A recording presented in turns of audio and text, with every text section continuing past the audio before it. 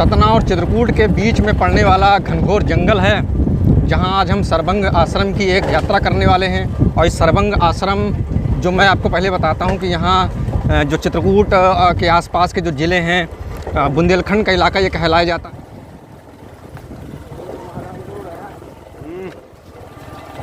तो ये देखिए दोस्तों, ये सरबंग आश्रम जाने वाले जो जंगल है उसके ये पूरा ये देखिए वृक्ष है, ये कितने विशाल वृक्ष, एक ही वृक्ष है ये पूरा।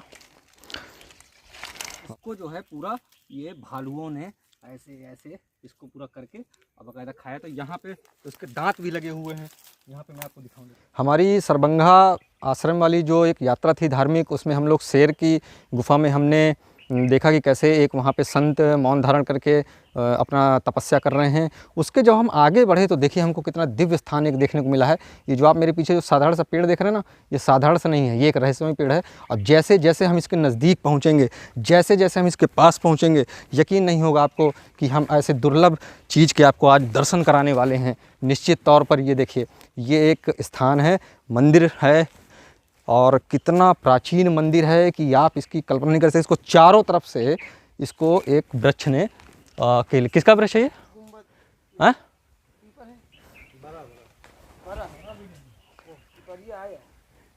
इसका वृक्ष का नाम भी देखिए, यहाँ हम लोग 3-4 लोग हैं, लेकिन इसका वृक्ष का नाम नहीं बता पा रहे हैं। कोई कह रहा है पीपरिया है, कोई कह रहा है पीपल है, कोई कह रहा है गूलर है, मगर देखिए कितना विशाल वृक्ष है। और ये जो स्थान है इसको पूरी तरह से इस वृक्ष ने जकड़ लिया है। देखिए आप, ये देखिए कितनी जड़ें इसकी पूरी यहाँ से लेके अब पूरी इसकी दीवारें बन चुकी हैं, ईंटें कम हो गए हैं, और इस पेड़ की वृक्ष शाखाएं लताएं ज़्यादा हो गई हैं।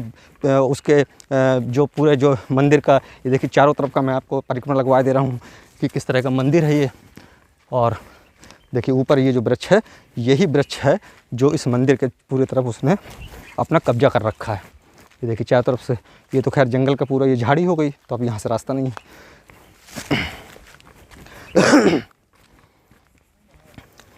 तो ये स्थान है, ये पूरा कितना दिव्य स्थान है। देखिए, देखा होगा आपने ऐसा कोई मंदिर इस तरह से कि आज उसको पूरी प्रकृति ने उसको अपनी गोद में ले लिया हो, अपनी बाहों में समा लिया हो। कितना दिव्य स्थान रहा होगा ये सरबंगा ऋषि आश्रम का। ये पूरा जंगल है जहाँ के हम आपको दर्शन करा रहे थे अभी शेर गुफा के में संत के, और फिर ये स्थान है और ये मंदिर का मुख्य द्वार है यहाँ पे। और शुरुआत इसी वृक्ष से यहाँ से होती। देखिए कितना विशाल वृक्ष है, इस मंदिर को पूरी तरह से इसने कर लिया। और घनघोर जंगल है, देखिए चारों तरफ घनघोर जंगल है, और वो सामने संत की वो शेर वाली गुफा है। और ये देखिए क्या है अंदर, अद्भुत प्रकार की गुम्बद बना है अंदर से। अच्छा, तो हम लोग इस मंदिर में अब अंदर जा रहे हैं, और यहाँ पे जानवर भी हो सकता है, कोई अंदर बैठा हो, क्योंकि अंधेरा है यहाँ पे, कुछ दिख नहीं रहा है। हालांकि छोटा सा मंदिर है। हम लोग अंदर चलते हैं और इसके अंदर हम लोग देखते हैं कि क्या है। फिलहाल इसमें कोई जानवर तो हमको नहीं दिख रहा है कोई, लेकिन ये अंदर से हम लोग बाहर से ही कैमरे से दिखाने का पूरा प्रयास करेंगे कि अंदर ये क्या है, इसके पूरे इसका जो रहस्य है। फ़िलहाल ये एक मंदिर है कि क्या है ये, और ये बहुत ही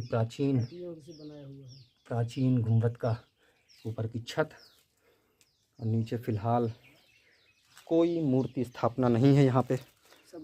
और पूरी तरह से इसको ये पूरा ये वृक्ष लताओं ने इसको कैद कर रखा है। तो ये थे ऐसे जंगल, घनघोर जंगल, जहाँ की ये प्राचीन दुर्लभ देख सकते हैं कि हजारों वर्ष ये पुराना हो चुका है। और ये जो बनावट है ये भी काफ़ी पुरानी है, क्योंकि यहाँ के जो पुराने खंडहर हैं बुंदेलखंड के आसपास के, जो प्राचीन जो किले हैं, मंदिर हैं, वो करीब 1000-1500 के करीब ऊपर के हैं। ये इनके वर्ष हो चुके हैं। और ये भी जो हमको जो पूरा मिला हुआ है ये भी इतना विशाल है। और ये जिसकी जो पेड़ों की जो इसने जो कैद कर रखा है, तो निश्चित तौर पर 1000 वर्ष से नीचे की ये पूरी बात नहीं होगी।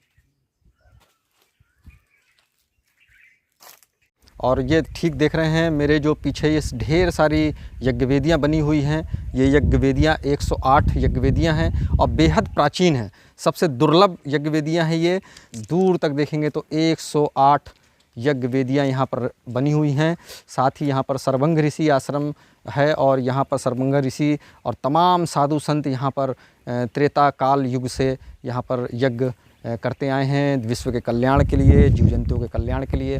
तो तमाम इस तरह की रहस्यमयी चीज़ें हैं जो आज हम देखने के लिए तरसते हैं, कभी हमको पता भी नहीं चलता, हमको मालूम भी नहीं। तो आज बड़े सौभाग्य की बात है कि हम लोग आज इस स्थान तक पहुँचे और ये काफ़ी जंगल का दुर्लभ रास्ता है और वो रास्ता भी आपने अभी थोड़ी पहले दिखाया हमने कि बाइक से आते हुए कि कितना घनघोर जंगल का रास्ता है और अब ये रास्ते बन रहे हैं।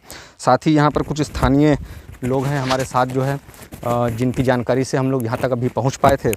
तो हम लोग अभी जानने की कोशिश भी करेंगे। वैसे क्या नाम है आपका? हमारा नाम है दयानिधि शुक्ला। अच्छा जी। तो ये वैसे ये जो हम लोग जो इस समय ये यज्ञवेदियाँ देख रहे हैं क्या है ये पुराणों के हिसाब से यदि अपन बात करें जी तो जिस समय सरभंग मुनि जी बाबा जी महाराज जी जो थे जी तो यहाँ तपस्या किया करते थे जी और रामचंद्र जी का आना हुआ, राक्षसों का मारना हुआ, जी तो यहीं यज्ञ हुआ करता था। वही जगह मानी जा रही है आज भी पुराणों के हिसाब से। जी। त्रेता युग में जो हाँ पूरा है ये त्रेता युग का है पूरा, जो अस्थि वाला वो पहाड़ तो है 108 यज्ञ वेदियाँ बनाने का क्या उद्देश्य रहा? 108 जैसे कि अब कोई भी काम करते हैं अपन तो अपने धर्म के हिसाब से कुछ गिनतियाँ होती हैं, उनके हिसाब से महर्षियों ने ऐसा कुछ बनाया है। जी, कुछ मान्यता रही होगी 108 की। तो अब ये जैसे अब ये सूनी पड़ी हुई हैं तो इनमें कभी कुछ कार्यक्रम होता है? इनमें साल में कार्यक्रम करते हैं, चित्रकूट से आते हैं, आपके हरिद्वार से आते हैं। अभी ये जो पेंटोंट हुआ है इसके जनवरी महीने में यज्ञ यहाँ पे हुआ था जी। तो साल में एक आध बार यहाँ यज्ञ साधु संत आते हैं यहाँ पे? साधु संत आते हैं, पूरा भंडारा करते हैं, हर इनको जगाया जाता है, सब में आहुति दी जाती है। आपका दादा क्या नाम है? राम नरेश प्रयासी। अच्छा, तो ये क्या महत्व है यहाँ का, कैसा देखते हैं आप लोग? तो काफ़ी उम्र के हो गए होंगे। महत्व तो है ही है, तभी तो प्राचीन काल से सब। जी। और यहाँ पे क्या आसपास का ये जो इलाका है ये किस तरह का इलाका है? ये हो गया जंगल है, यहाँ शेर जानवर सभी हैं जी। इसके बाद भी महात्मा गुफाओं में अभी सब। अच्छा, यहाँ संत महात्मा रहते हैं? हाँ, संत महात्मा वैसे रहते नहीं हैं, लेकिन एक गुफा है वहाँ रहते हैं। अच्छा, तो घनघोर जंगल है और यहाँ? हाँ, बड़ा घनघोर जंगल है जी। तो ये पूरा यज्ञवेदी का ये था आश्रम, त्रेता युग की यज्ञवेदियाँ बताई जाती हैं ये। और साल में कभी यहाँ कुछ कार्यक्रम होते हैं साधु संतों के, जो वो यहाँ पर आते हैं और इन यज्ञवेदियों को दोबारा फिर से जगाते हैं। और जो यहाँ का महत्व था वो ये है कि त्रेता काल के युग की ये पूरी यज्ञवेदियाँ हमको देखने को मिल रही हैं। और साथ ही छोटा सा यहाँ पे हनुमान जी का स्थान है और ये पीछे ये एक वृक्ष है आम का, ये आम का विशाल एक पुराना वृक्ष भी लगा है। तो इस तरह का ये पूरी एक यात्रा थी हमारी। सरभंग आश्रम पहुँचे, वहाँ फक्कड़ बाबा जी के हम लोगों ने दर्शन किए, थोड़ा सा उनसे सत्संग किए और फिर उसके बाद आगे बढ़ने के बाद यही सतना सरभंग आश्रम के जंगल के रास्ते से होते हुए हम लोग यहाँ पर पहुँचे यज्ञवेदी में। और ये जो यज्ञवेदी वाला स्थान है, ये स्थान ही सिर्फ यज्ञवेदियों को नहीं है, यहाँ विशाल मंदिर भी था।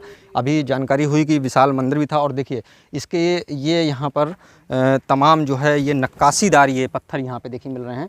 ये कितनी नक्काशियाँ बनी हुई हैं, निश्चित तौर पर इसको ये एक मंदिर की अवशेष हैं जो यहाँ पर बताते हैं कि इसको जब औरंगजेब जब आया तो उसने इनको काफ़ी खंडित कर दिया। देखिए कितनी सुंदर यहाँ पर ये एक नक्काशीदार ये शिला है, इस तरह की शिलाएँ हैं। तो ऐसे तमाम इस यज्ञवेदी के पास में इस तरह की ये अवशेष सभी प्रमाण देते हैं, जीवित अवस्था में हैं, कि यहाँ पर बहुत विशाल मंदिर था इस यज्ञवेदी के पास। तो ये पूरा स्थान के बाद ये देखिए यहाँ पर यहाँ पर देखिए ये सब शिलाएँ हैं सब, मगर अब सब खंडहर हो गया है, काफ़ी पुराना, कई 100 वर्ष बीत चुके हैं इन सब को। और इतने घनघोर जंगल में था कि ये संरक्षित भी नहीं किए जा सकते थे। तो ये देखिए तमाम कितनी ढेर सारी लाइन लगी है यहाँ पे, नक्काशीदार पत्थरों की पिलर हैं, इसमें तमाम चीज़ें हैं। तो इस तरह से ये खंडहर हो चुका है ये आज आश्रम पूरा। और ढेर सारी खूबसूरत, अगर इनका देखिए आज भी अगर इनको सबको संरक्षित किया जाए तो निश्चित तौर पर यहाँ पर एक प्राचीन पाषाण काल से लेके एक जीवन की शुरुआत तक के प्रमाण यहाँ पे हमको मिल सकते हैं कि किस तरह से यहाँ पर, बाप रे, तो बहुत ढेर सारे, तो पूरे देखिए जंगल में इस तरह से ये पूरा बिखरे हुए हैं अवशेष, ढेर सारे।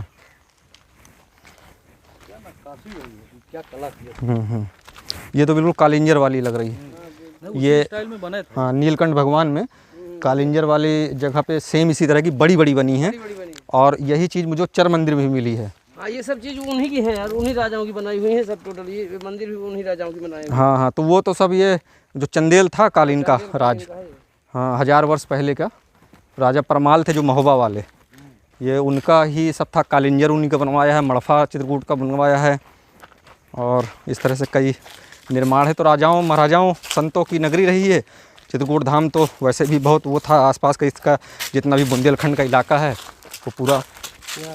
तो ये देखिए घनघोर जंगल में ये खंडहर मंदिरों के हमको यहाँ पे आज देखने को मिल रहे हैं। अब इसको क्या समझा जाए, क्या कहा जाए, और हम लोग उसी आगे बढ़ रहे हैं जंगल में एक बार फिर। और सबसे बड़ी खास ये है कि ये जंगल में शेर सबसे ज़्यादा रहते हैं। मैं आपको अभी शेर के रोड में फ़ोटो दिखाऊंगा, जो कि यहाँ साफ तौर पे लिखा हुआ है कि ये जंगल और ये रास्ते शेरों से भरे हुए हैं। यहाँ पे तो पूरी तरह से सावधानी बरतने की ज़रूरत है। हालांकि तपोस्थली है, यहाँ पे कभी कोई घटना दुर्घटना नहीं हुई। तमाम संत जो है यहाँ पे इन दुर्गम में त्रेता युग कालीन से जो है वो साधना तपस्या कर रहे हैं, कभी कोई ऐसी घटना नहीं हुई। साथ ही तमाम श्रद्धालु भक्त दूर दूर से आते हैं, स्थानीय लोग रहते हैं, कभी कभार कुछ नहीं हुआ यहाँ पर, तो कोई दिक्कत नहीं है। फ़िलहाल यहाँ हम लोग अभी जंगल में आगे बढ़ रहे हैं।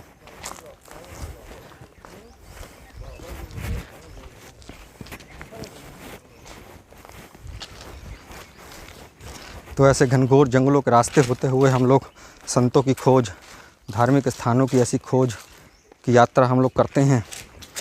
तो मित्रों, इस वीडियो को ज़रूर लाइक करें, और अन्य वीडियो को भी लाइक करें, शेयर करें, ज़्यादा से ज़्यादा लोगों को दिखाएं, बताएं, और अपने सुझाव भी हमको वक्त वक्त पे देते जाएं। ये देखिए खाई टाइप की पूरी आ गई है। ये देखेंगे जंगल के अंदर ये जो निशान देख रहे हैं, ये तेंदू का वृक्ष है, और इस तेंदू के वृक्ष में ये भालू का ये खरोंचा हुआ है, क्योंकि ये वृक्ष की खाल बहुत मीठी होती है, और क्योंकि इसकी बीड़ी वगैरह भी बनती है, तो ये खाने लायक होता है ये पेड़। तो ये ले आओ भाई घनश्याम, ये यहाँ पे देखो, ये यहाँ पे दांत भी लगे हुए हैं, और इसको पूरा नोचा है। तो ये सबूत हैं कि इस घनघोर जंगल में कितने जंगली जीव रहते हैं, और ये सब सबूत इस तरह के हैं। तो हम लोग अभी आगे बढ़ेंगे।